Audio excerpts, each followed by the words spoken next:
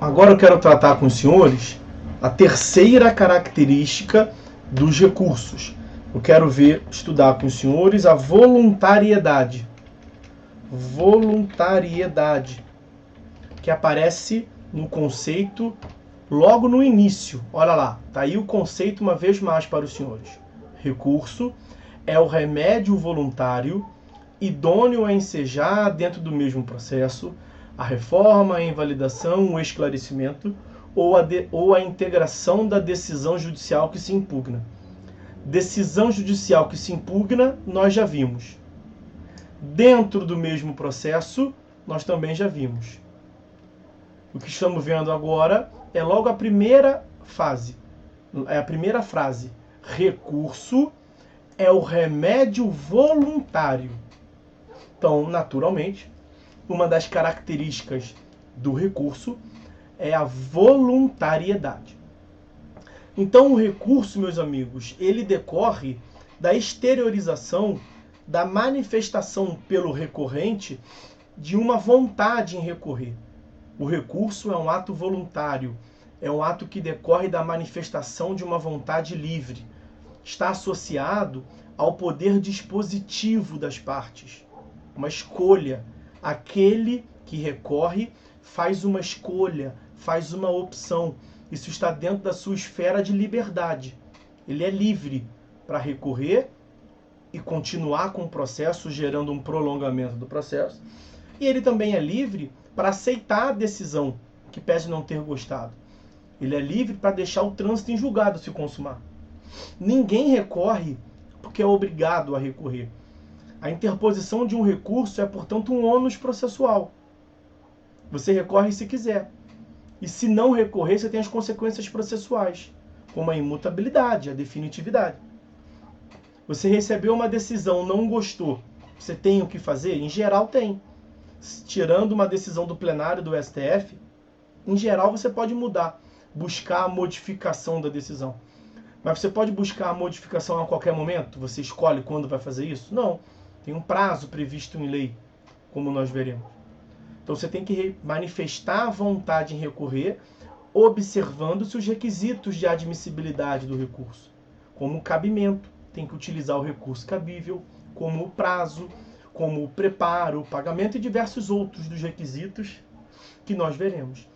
Mas ninguém recorre porque é obrigado. Você recorre porque você quer.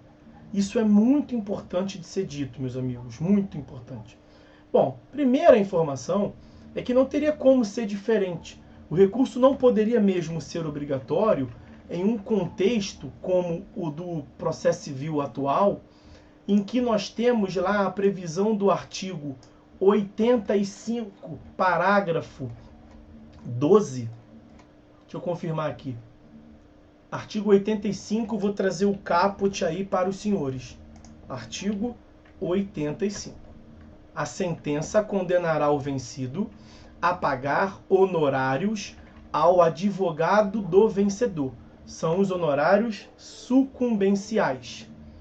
Aí, o parágrafo 11, eu falei 11? O parágrafo 11 prevê o que se chama, parágrafo 11 desse artigo 85, tá ok? Prevê o que se chama honorários sucumbenciais em grau de recurso. Então, honorários sucumbenciais em grau de recurso. Naturalmente, a parte só pode ser condenada à majoração dos honorários se ela recorreu porque quis.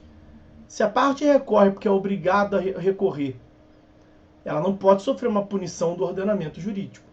Mas então, por que ela sofre uma consequência desvantajosa pelo ordenamento jurídico quando a decisão que ela impugnou foi mantida? Justamente porque não é obrigatório. Ela fez uma escolha. E na esfera de escolha, ela tem que levar em consideração os bônus e os ônus. Os bônus são a viabilidade, a possibilidade de você modificar a decisão. E os ônus são vários. Você prolonga o processo, você vai incidir mais custas, você vai incidir mais juros moratórios, mais correção monetária, fora o fato de você ter a sua condenação em honorários sucumbenciais artigo 85 caput, majorada pelo tribunal. Artigo 85, parágrafo 11. Ok? Então, o tribunal, o juiz fixa honorários sucumbenciais. Se a parte recorrer da decisão e a decisão for mantida, ou seja, ela provocou o tribunal à toa, sem ter razão, o tribunal pode majorar os honorários sucumbenciais. O juiz fixou em 10%, o tribunal pode aumentar para 15%, até 20%, que é o limite. Ok? Então não existe recurso obrigatório. E o artigo 85, parágrafo 11, implicitamente nos informa isso. Recurso é um remédio voluntário. Tem que ter cuidado com algumas expressões, como ainda insistem em tratar aí, como o recurso ex officio. Eu acabei de lhe dizer que não existe recurso obrigatório.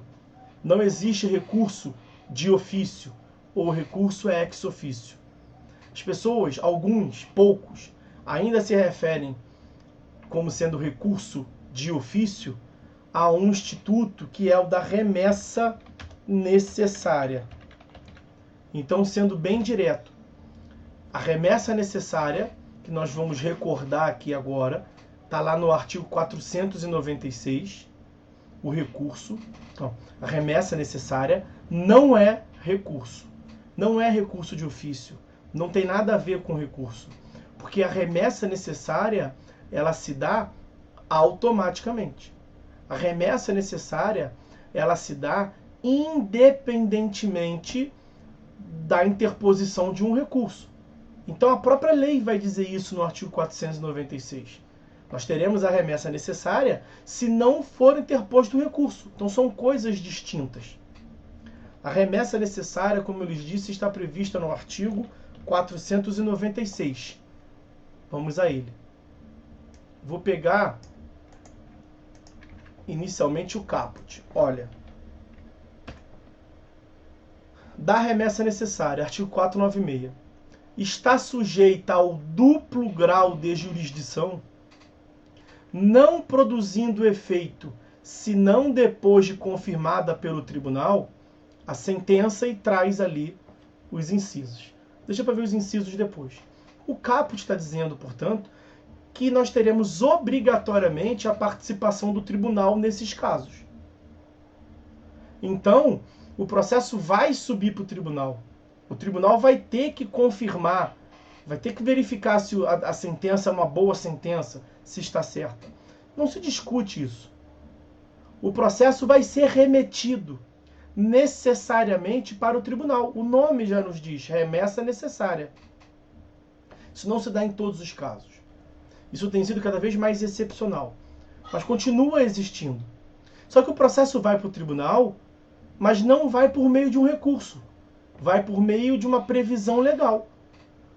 Se a parte interpuser recurso, o processo vai para o tribunal. Por quê? Porque a parte recorreu, tem que julgar o recurso.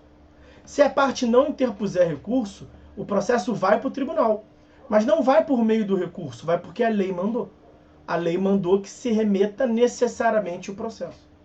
Então, na verdade, nesses casos, nós teremos a necessidade de uma confirmação pelo tribunal, nós teremos um duplo grau obrigatório, independentemente da interposição do recurso. Essa é a forma de interpretar. Você não pode confundir remessa necessário com recurso, justamente porque a remessa necessária se dá automaticamente, independentemente da vontade. E recurso é um remédio voluntário. Quais são as causas? Como eu lhe disse, não é toda a sentença. É, resumidamente, a sentença em desfavor da fazenda pública. Mas calma, mesmo assim não é em todos os casos, tá? A princípio, é a sentença em desfavor da fazenda pública. No inciso 1º, isso fica claro. Sentença proferida contra a União, os estados, o Distrito Federal, os municípios e suas respectivas autarquias e fundações de direito público. Então, a administração direta dos entes públicos. Ok? Sentenças proferidas contra esses sujeitos processuais, contra os entes públicos.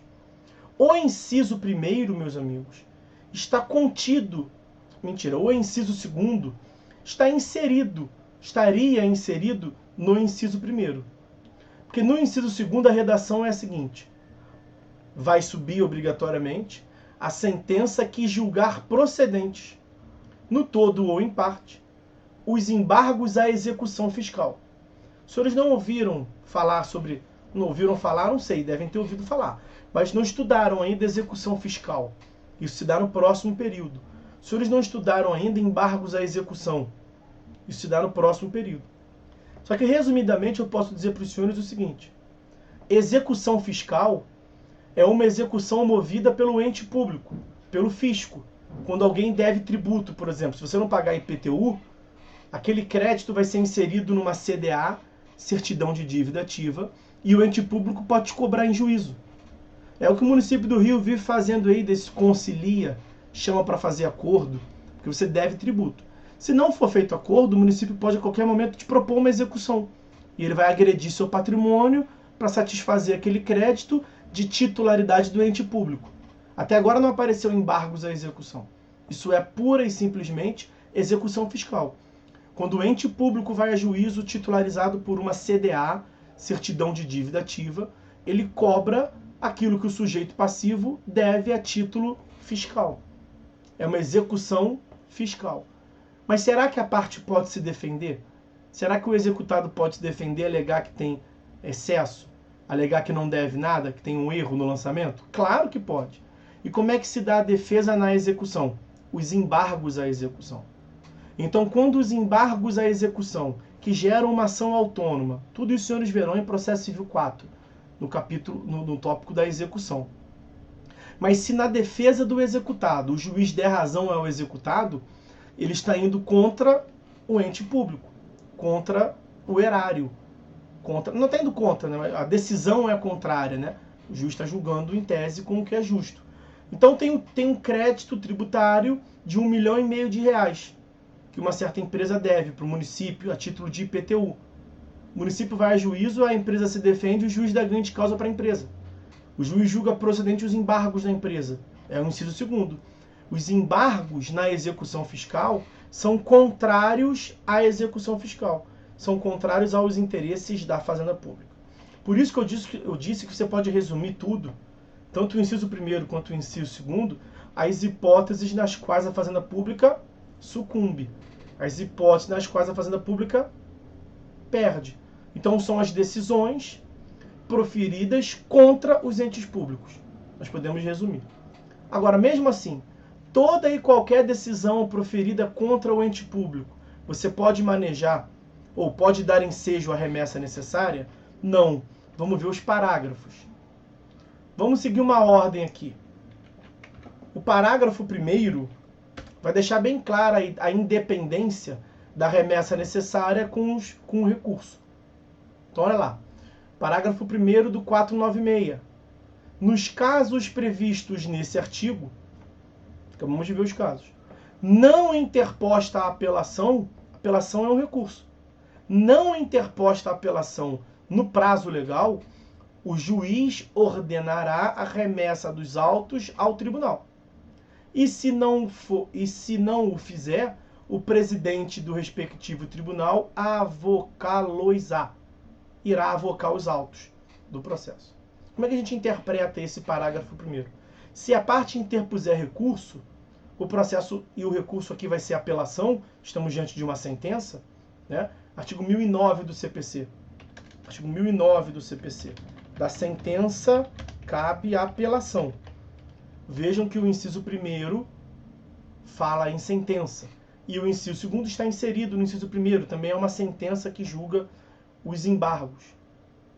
Então, da sentença cabe a apelação. Se a parte interpuser apelação, que é um recurso, é a primeira parte do parágrafo 1º. O processo vai subir para o tribunal por meio do recurso, por meio da apelação. Mas se a parte não o fizer, o juiz vai remeter obrigatoriamente aquela decisão que ele proferiu para o tribunal. E se ele não o fizer, o presidente do tribunal vai puxar.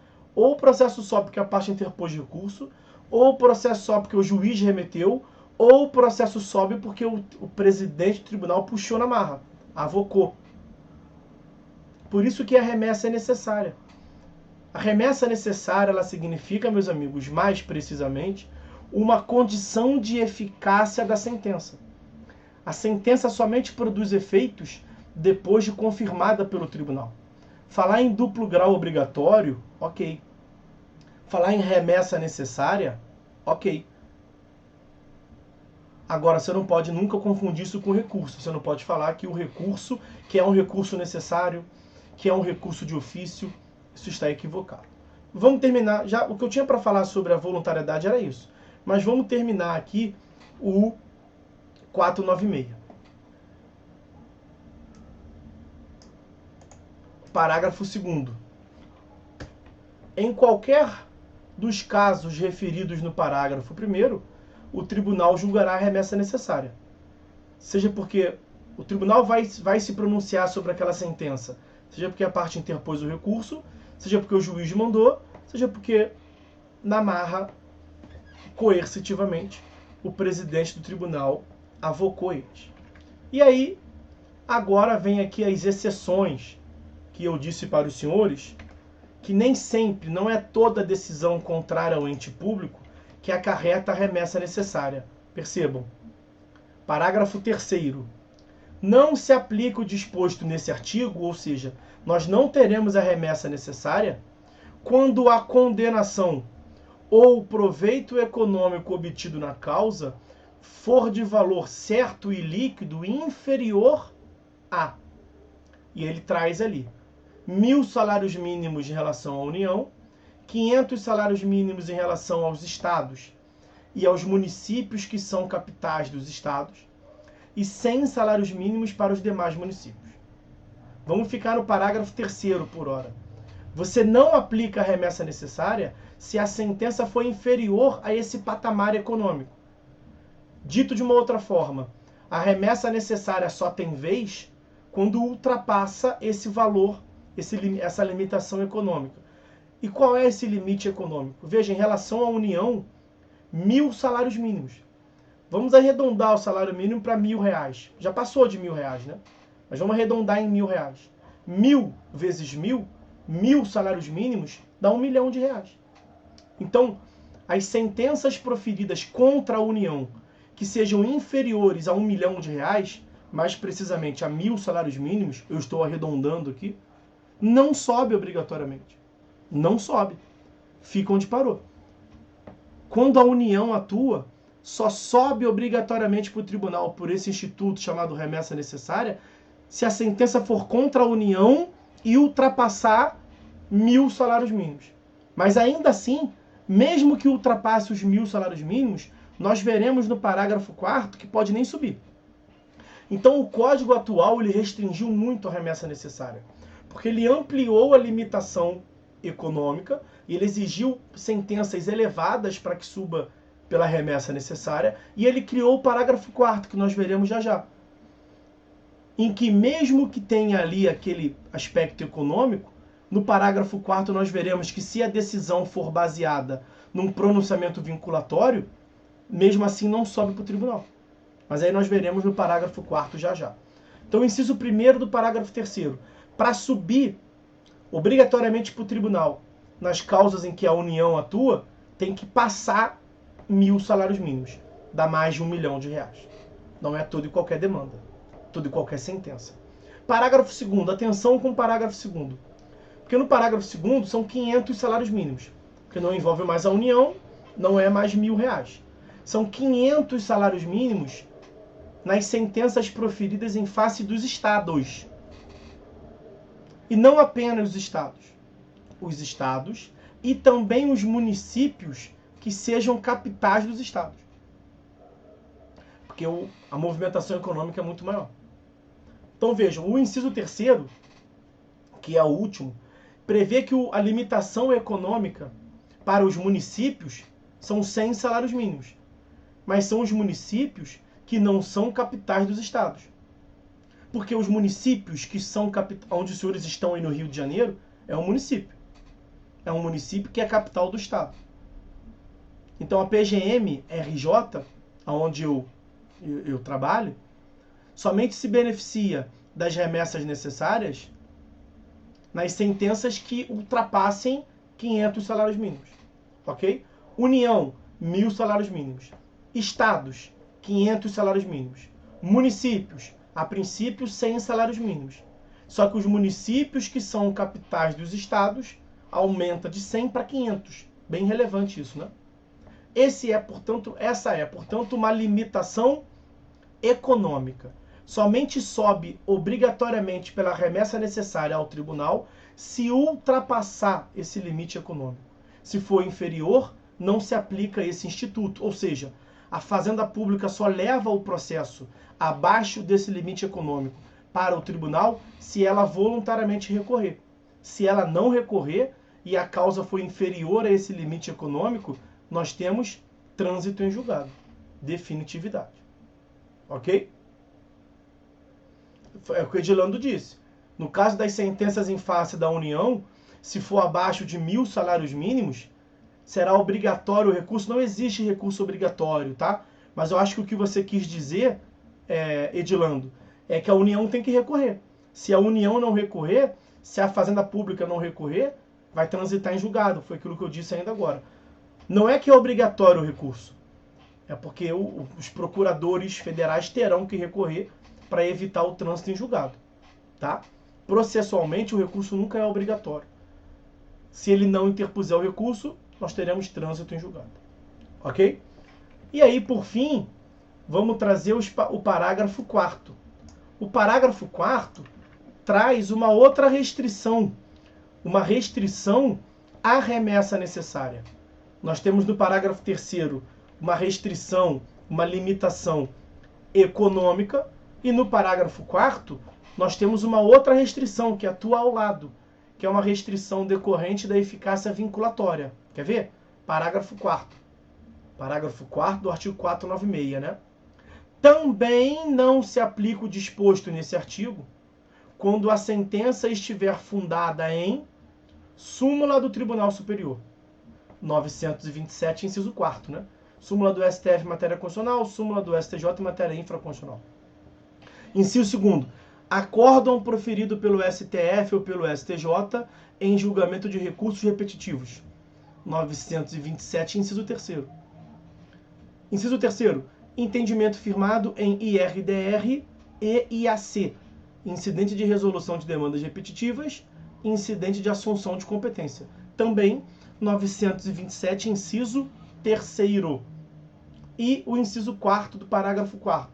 Entendimento coincidente com orientação vinculante, firmada no âmbito administrativo do próprio ente público, consolidada em manifestação, parecer ou súmula administrativa.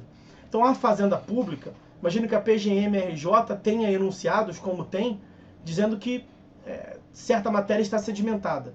Se a sentença for no mesmo, sentença judicial, naturalmente, for no mesmo sentido da orientação vinculatória da PGM, não vai caber recurso.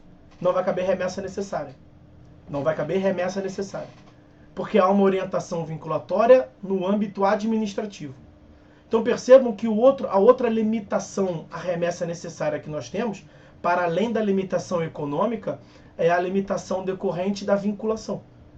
Os senhores lembram que um dos efeitos da vinculação que nós vimos no começo dessa disciplina é a abreviação procedimental? Está aqui uma outra manifestação de uma abreviação procedimental. Artigo 332, improcedência liminar do pedido. Artigo 932, vimos na aula passada, ou retrasada, 932, incisos 4º e 5º. O relator decidindo monocraticamente sobre o mérito do recurso, para dar provimento ou para negar provimento à decisão, de acordo com a eficácia vinculatória. Agora, 496, parágrafo 4º. São hipóteses em que o procedimento não avança, porque você tem a vinculação. Então, a vinculação ela acarreta esse efeito de abreviação procedimental, um encurtamento do procedimento. Ok? O professor Fred Didier, ele vem defendendo, e o Fred Didier é um nome de renome, é um autor de renome, com bastante influência no cenário atual, o Fred Didier, recentemente, nas últimas edições do seu livro, ele sustentou, ao que eu não concordo, mas ele sustentou que a remessa necessária seria uma modalidade de recurso por vontade estatal. Uma modalidade de recurso que é um recurso de ofício pela intenção, pela vontade do legislador. 496. Não concordo, acho que ele misturou alhos com bugalhos, apesar de todo o reconhecimento da importância e da genialidade do Fred Didier. Aqui eu não concordo, acho que ele não andou bem aqui. Não se confunde recurso com remessa necessária.